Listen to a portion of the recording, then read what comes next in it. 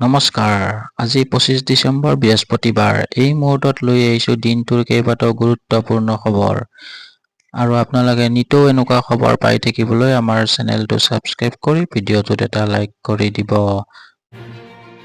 1 জানুৱাৰীৰ পৰাই ৰাজ্যত আৰম্ভ হ'ব বাবু আঁচনি। শীঘ্ৰেই সাজু কৰক আপোনালোকৰ নথিপত্ৰ। 1 জানুৱাৰীৰ পৰা ৰাজ্যত আৰম্ভ হ'ব বাবু আঁচনি।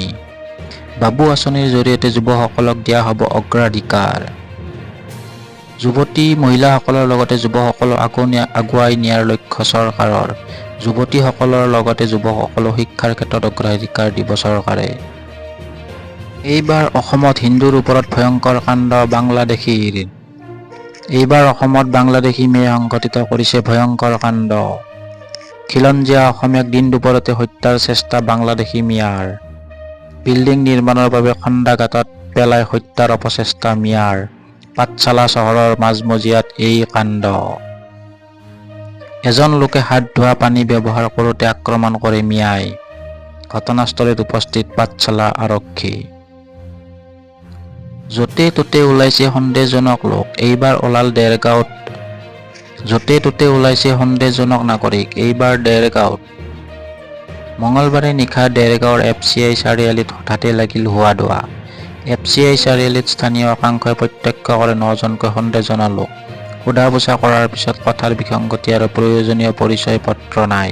সৃষ্টি হয় এক উত্তেজনাময় পৰিস্থিতিৰ। ধুবুৰীৰ পৰা লোক কেইজনক কোনো ঠিকাদাৰে আনিছিল কাম কৰিবলৈ। কিন্তু এই সন্দৰ্ভত স্পষ্টকৈ একো সবিশেষ জনাব পৰা নাই লোককেইজনে। পৰিস্থিতি অৱনমিত ঘটাৰ পূৰ্বেই দেৰগাঁও আৰক্ষীক খবৰ দিয়ে লোকসকলে। নিশাই দেৰগাঁও আৰক্ষীয়ে লোককেইজনক থানালৈ লৈ গৈ আৰম্ভ কৰিছে তদন্ত। বাংলাদেশী হিন্দুৰ ওপৰত হোৱা ঘটনাক সমৰ্থন কৰি গ্ৰেপ্তাৰ বাহাৰুদ্দিন। বাংলাদেশত হিন্দু যুৱকৰ ওপৰত হোৱা ঘটনাক সমৰ্থন কৰি গ্ৰেপ্তাৰ বাহাৰুদ্দিন। বাংলাদেশত হিন্দু যুৱকক আক্ৰমণত সমৰ্থন কৰিছিল বাহাৰুদ্দিনে। ইয়াকে লৈ সামাজিক মাধ্যমত পোষ্ট দিছিল বাহাৰুদ্দিনে। দীৰ্ঘদিনৰ পৰাই বাহাৰুদ্দিনে সামাজিক মাধ্যমত দি আহিছিল বিতৰ্কিত মন্তব্য। দীৰ্ঘদিনৰ পৰাই বাহাৰুদ্দিনে সামাজিক মাধ্যমত বিতৰ্কিত মন্তব্য কৰি আহিছিল। মইৰাবাৰীৰ হাছৰা গাঁৱত ঘৰ বাহাৰুদ্দিনৰ। মইৰাবাৰীৰ ভেলৌগুৰি আৰক্ষীয়ে গোচৰ ৰুজু কৰি গ্ৰেপ্তাৰ কৰে বাহাৰুদ্দিনক। যুৱতীৰ নামত ভুৱা এখন খুলি কৰি আহিছিল বিতৰ্কিত মন্তব্য।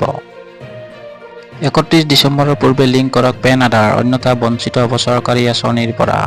31 ডিচেম্বৰৰ পূৰ্বে লিংক কৰক পেন আৰু আধাৰ কাৰ্ড, অন্যথা বঞ্চিত হ'ব পাৰে চৰকাৰীৰ সকলো আঁচনিৰ পৰা।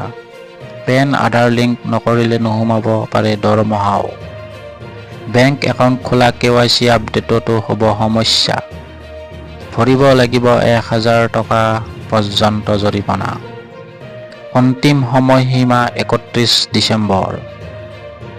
মাজত মাত্ৰ 8টা দিন বাকী। লিংক নকৰিলে বিকল হৈ পৰিব আপোনাৰ পেন আৰু আধাৰ। আয়কৰ বিভাগৰ ই-ফাইলিং পৰ্টেলত গৈ লিংক কৰক। 31 ডিচেম্বৰৰ পূৰ্বে লিংক কৰক পেন আৰু আধাৰ কাৰ্ড।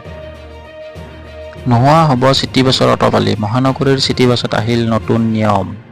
বিদায়ী বছৰৰ শেষ ভাগত গুৱাহাটীৰ চিটিবাছত যাত্ৰীসকলৰ বাবে ভাল খবৰ। চিটিবাছৰ অটপালিৰ বাবে জনতাই আৰু ভুগিব নালাগে দুৰ্ভোগ। ৰাজপথত দ্ৰুতবেগেৰে চিটিবাছ চলালে চালক পৰিব বিপদত। নিৰ্দিষ্ট ষ্টপেজতে চালকে ৰখাব পাৰিব চিটিবাছ। নিৰ্ধাৰিত সময়তকৈ 1 মিনিটৰো বেছি সময় ৰখাব নোৱাৰিব চিটিবাছ। মহানগৰীৰ চিটিবাছত আহিল জিঅ' ট্ৰেকিঙৰ ব্যৱস্থা। চিটিবাছখনৰ সকলো দিশ নিৰীক্ষণ কৰা হ'ব নিয়ন্ত্ৰণ কক্ষৰ পৰা। যাত্ৰীয়ে কিবা সমস্যাত পৰিছে নেকি তাৰো কৰা হ'ব নিৰীক্ষণ। বিজেপি বিধায়ক বাংলাদেশী ৰিজাইন দিব লাগে নৰেন্দ্ৰ মোদী হিমন্ত বিশ্ব শৰ্মাই। বাংলাদেশী খেদিম বুলি কোৱা বিজেপিতে আছে বাংলাদেশী বিধায়ক। বাংলাদেশী খেদাটো বাদেই বাংলাদেশী বিধায়ক পাতে বিজেপিয়ে। নিয়ম মতে পদত্যাগ কৰিব লাগে নৰেন্দ্ৰ মোদী হিমন্ত বিশ্ব শৰ্মাই। অসমত বাংলাদেশীৰ সংখ্যা বাঢ়িছে যদি হিমন্ত বিশ্ব শৰ্মাৰ কাৰণে বাঢ়িছে। এজন বিধায়কক নাগৰিকত্বৰ প্ৰমাণ বিচৰাটো দুৰ্ভাগ্যজনক কথা। বাংলাদেশী খেদাৰ কথা কৈয়েই নিৰ্বাচনত জিকিছিল বিজেপি। 12 বছৰ পিছত সেই বিজেপিয়ে বাংলাদেশীক বিধায়ক পাতিলে। কাৰ জৰিয়তে অসমত বাংলাদেশী সোমাব বিচাৰিছে হিমন্ত বিশ্ব শৰ্মাই। ঢেকীয়াজুলিত বিজেপিৰ বিৰুদ্ধে সৰব জ্যেষ্ঠ কংগ্ৰেছ নেতা ৰিপুণ বৰা।